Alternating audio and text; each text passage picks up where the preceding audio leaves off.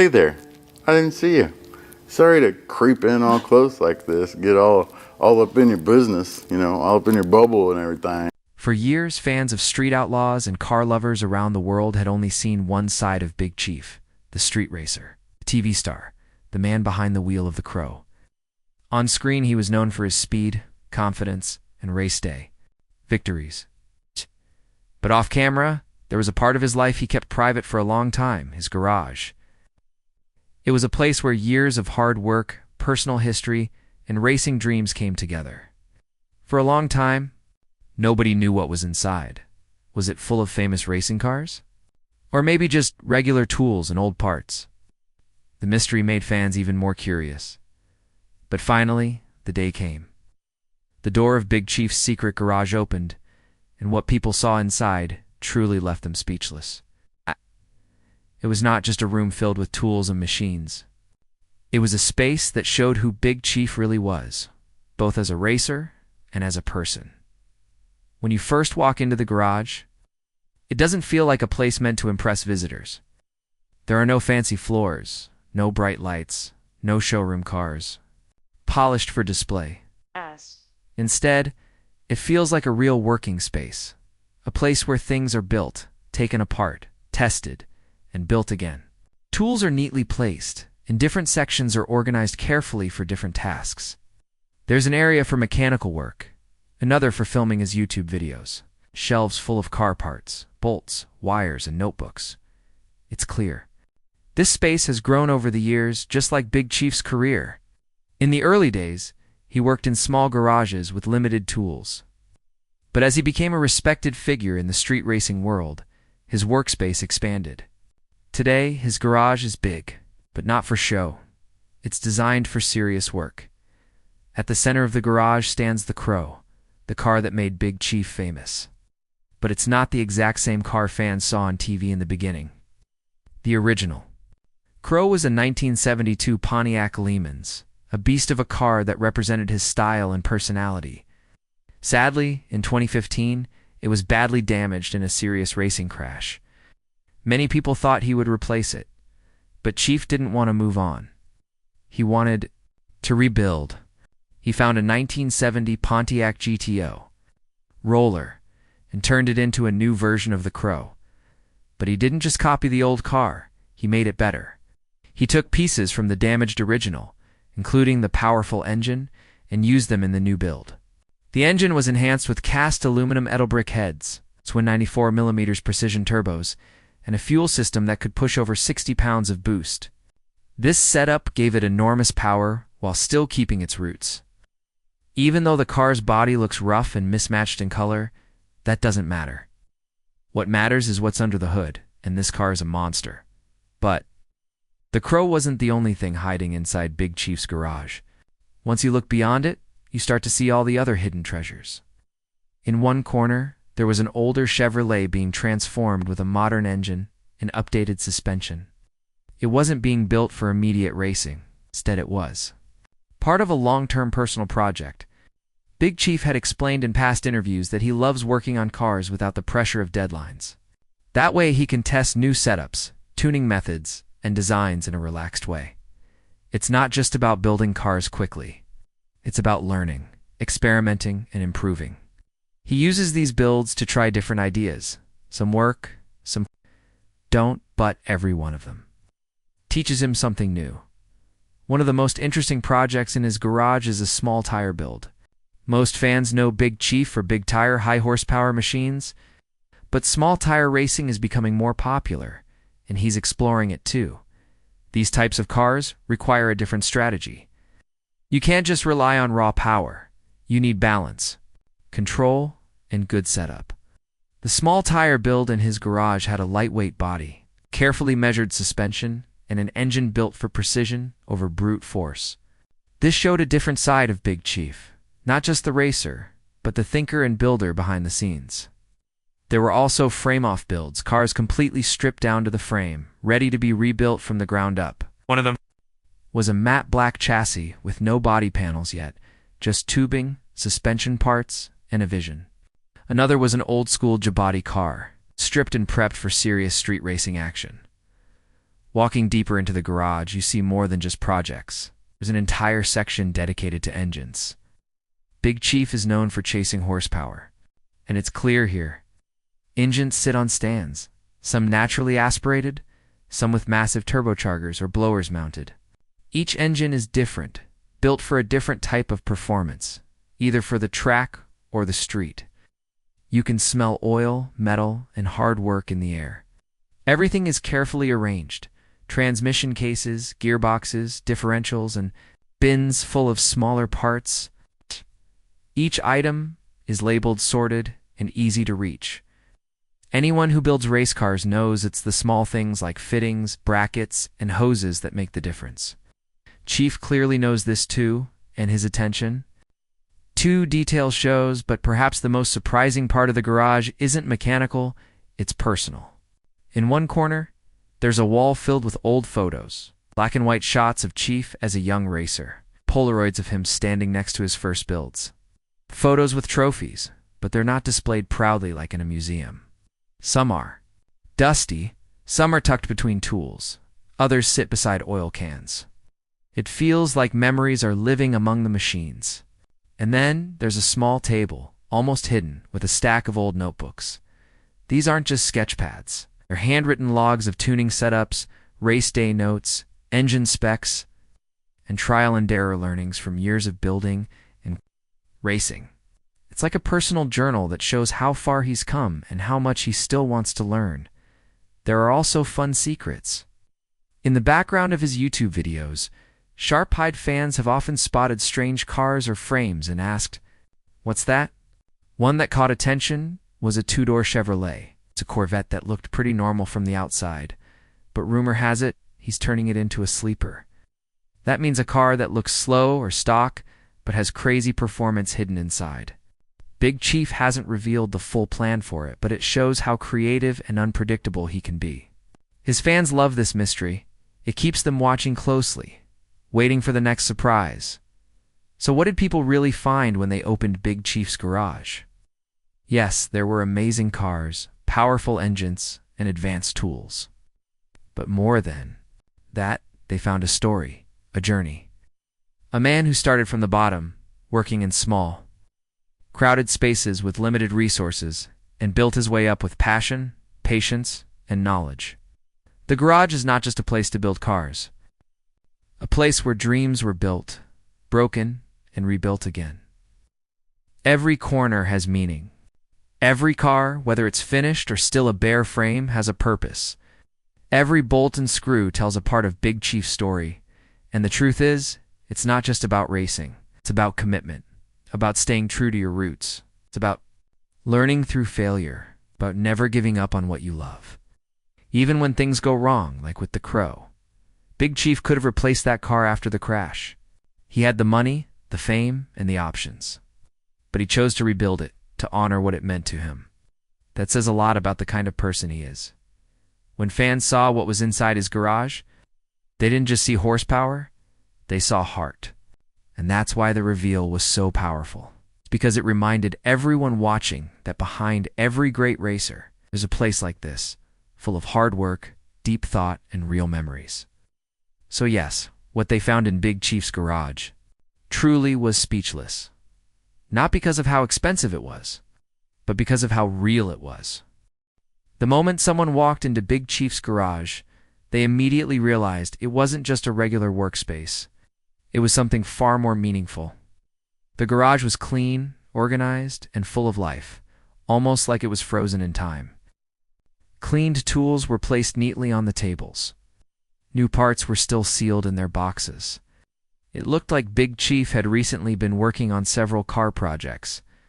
But among all the engines, wheels, and tools, one thing stood out more than anything else: a mysterious car covered by a thick black sheet. No labels, no signs, just quiet power waiting to be revealed. The few people who saw it closely said it looked new, fresh, and like nothing Big Chief had ever shown before. It wasn't something from the past. It looked like the future. Some believed it could be a comeback car, a secret build he had been working on quietly behind closed doors. Others thought it was a new idea or design that Big Chief hadn't shared with the world yet. Whatever the truth was, one thing became clear. Even if Big Chief had left the spotlight, he never left his passion. His garage told a story of a man who still loved every moment of building, tuning, and creating fast cars.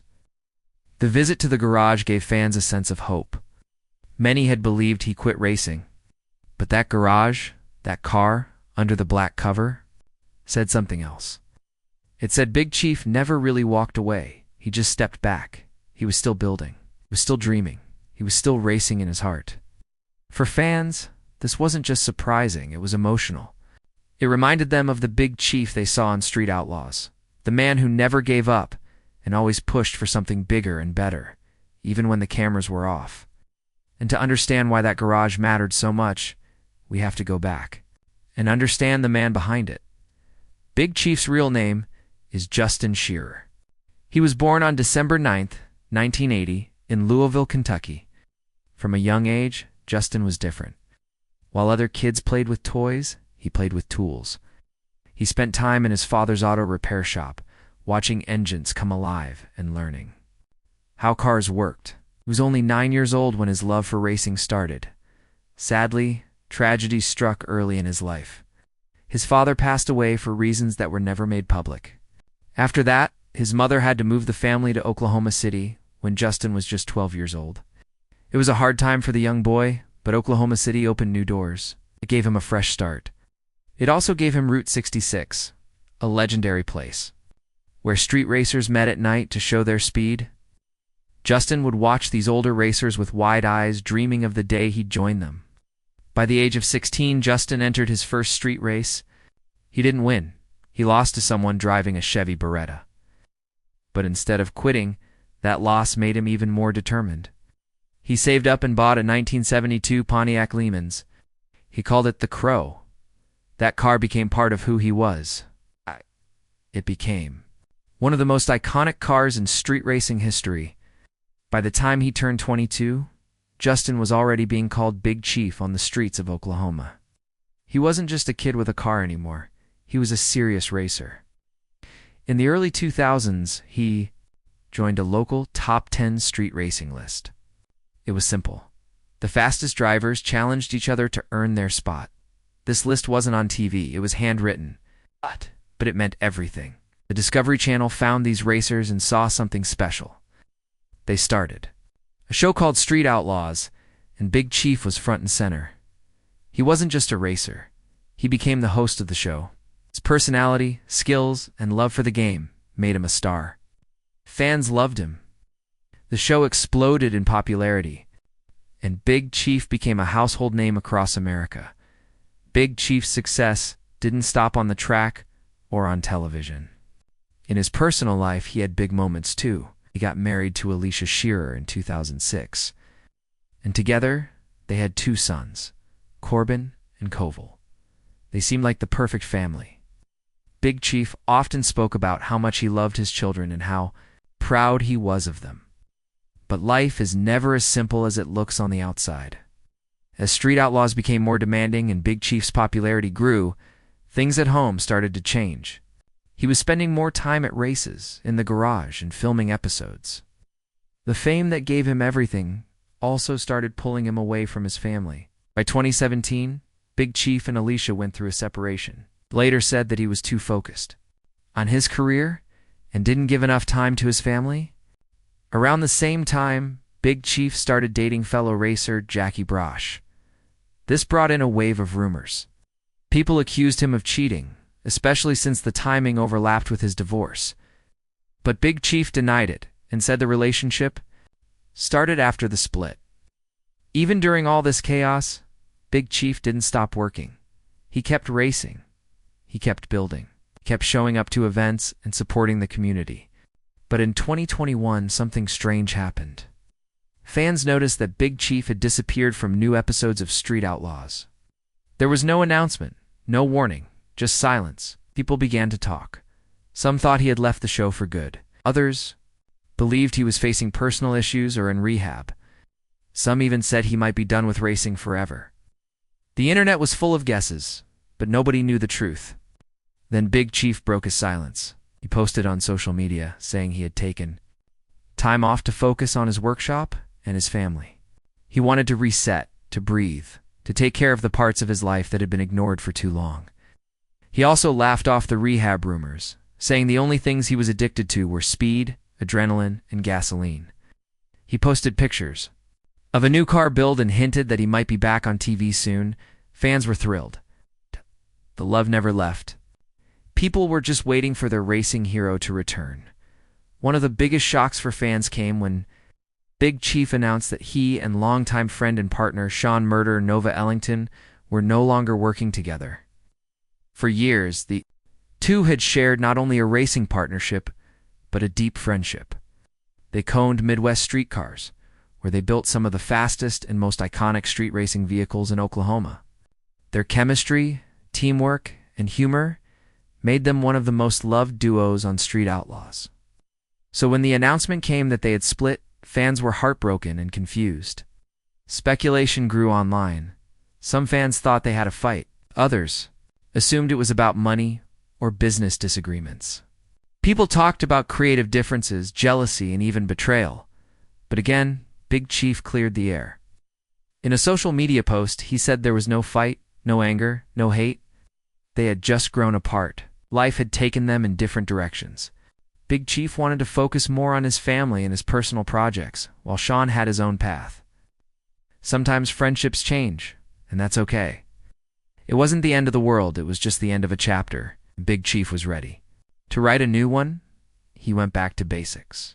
Building cars, spending time with his kids, quietly working in his garage away from the noise. And that leads us back to where we began, that black-covered car sitting silently in his shop. That single image said more than words ever could. It was a symbol. It's a symbol of unfinished business. A symbol of the fire that still burned. For Big Chief, racing isn't a job or a show, it's a part of who he is. Even after everything, the fame, the rumors, the personal losses, he's still here. Still dreaming, still building, still racing.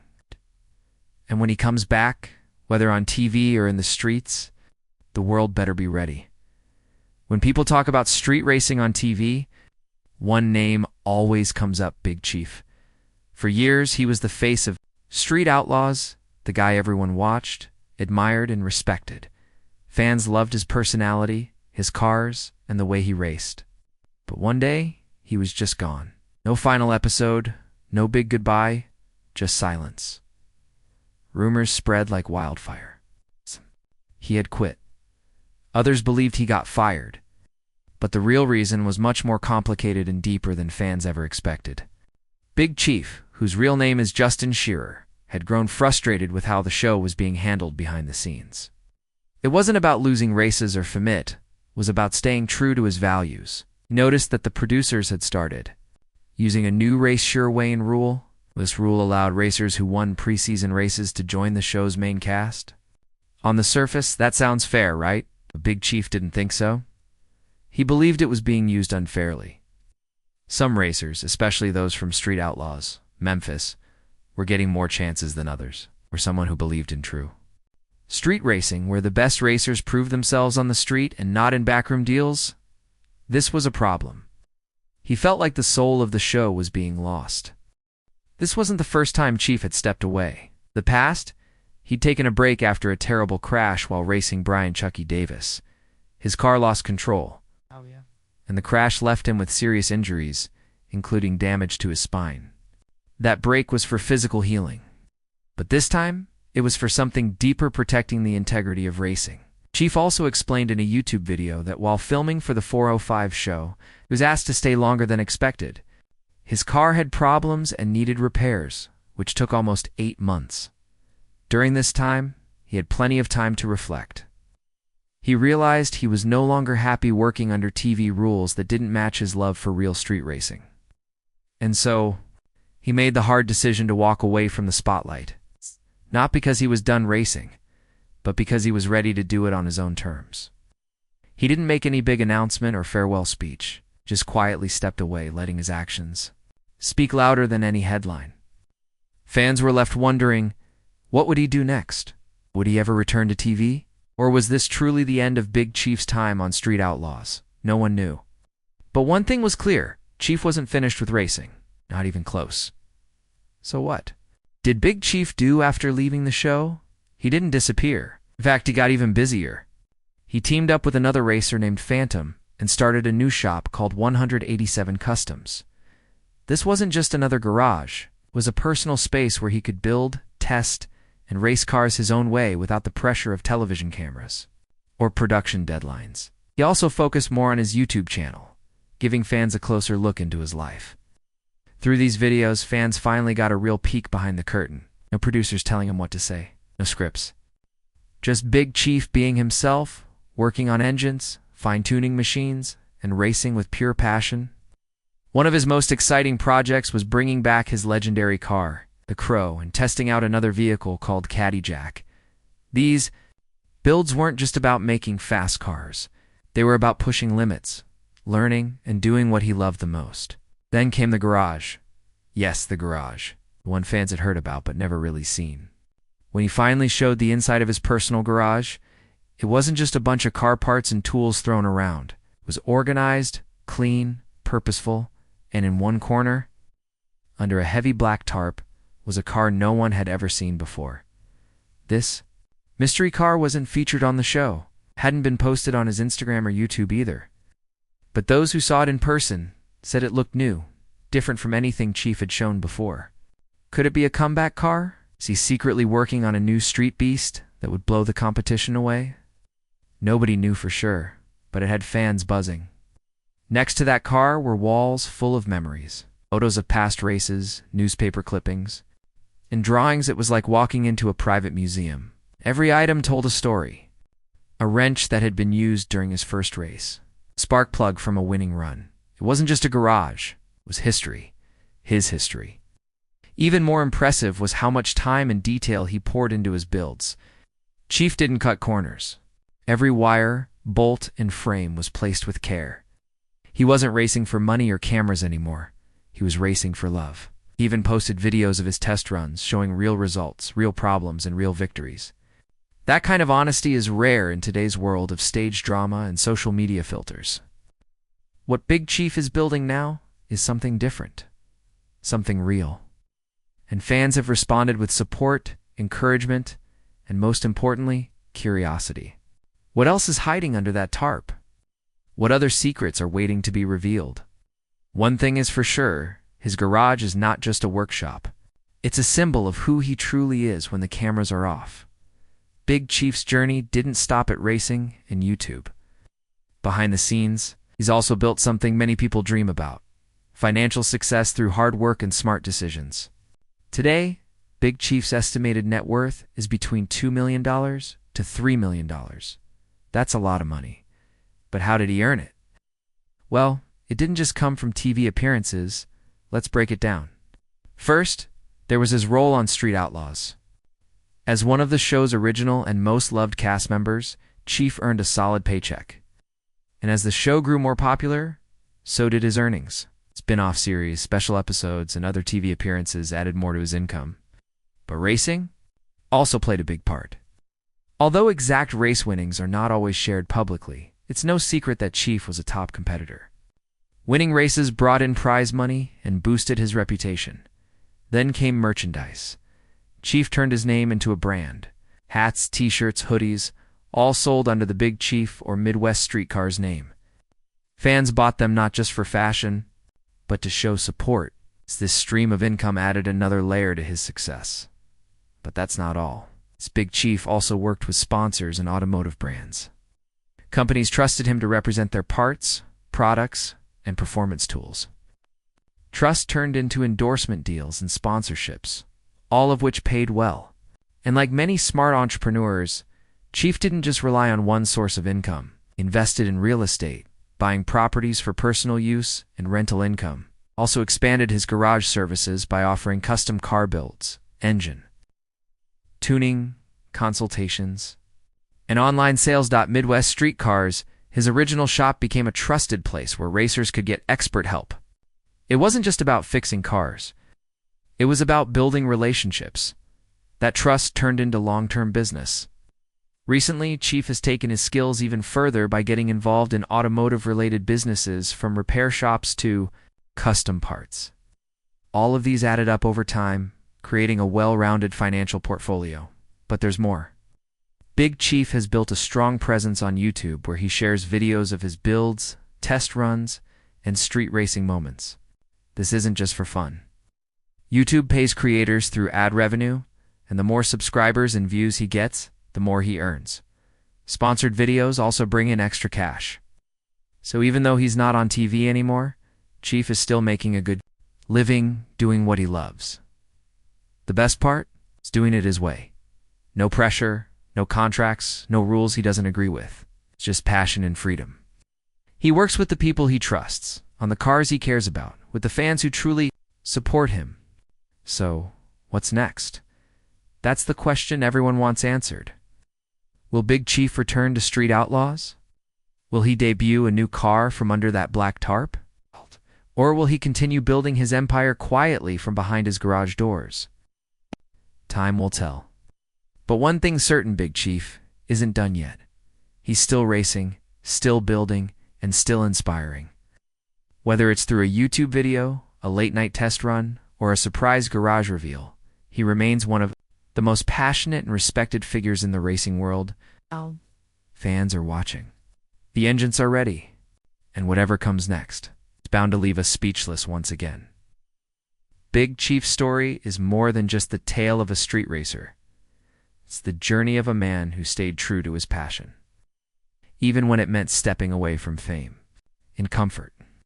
Walking away from Street Outlaws wasn't a career-ending move. It was a bold decision to protect the values he believes in: fairness, honesty, and real street racing. Instead of following the easy road, he chose the harder path, one that allowed him to build, race, and share his love for cars on his own terms. His garage, once a mystery, has now become a symbol of this transformation. What lies inside isn't just powerful machines, but years of hard work, personal growth, and untold stories waiting to be revealed through his YouTube channel. His new business ventures and his continued presence in the racing community, Big Chief has proven that success isn't defined by being on television. It's about doing what you love, with integrity and purpose.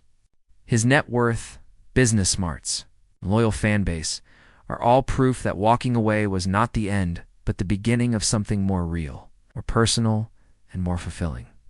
So while the world waits to see what he uncovers next, one thing is clear: Big Chief never left the race, simply built his own track. And the roar of engines, the buzz of fans, and the mystery under that black tarp all point to one undeniable truth: Big Chief's journey is far from over, and the best may be yet to come. Whatever is hiding in that garage will no doubt leave us, once again, speechless.